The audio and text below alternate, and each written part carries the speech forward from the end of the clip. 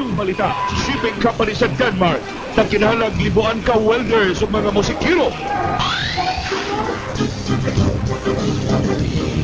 Live kick-out sa ABS-CBN News Center.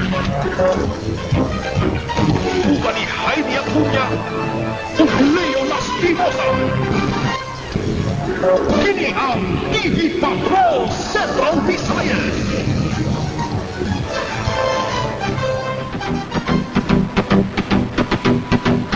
Di ay talagsaong kahigayunan sa panrabaho, shipping company sa Denmark na kinahanglan libuan ka welders ug mga kusinero ang panginahanglan magsugod karon hangtod sa tuig 2010.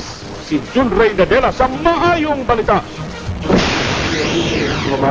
Bisita ni Dr. Edward Dalbo, presidente sa PMC Training Center, si Captain Rene Maglasan, ang chairman of the board sa Northwestern Mindanao Institute of Technology.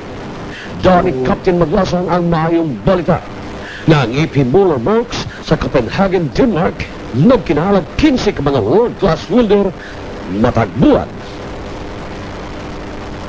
Sa among joint venture with the AP Muller Works in the biggest shipping company in the whole world.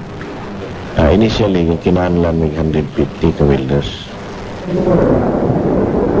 Kay world-class welder man ang ikinahanglan.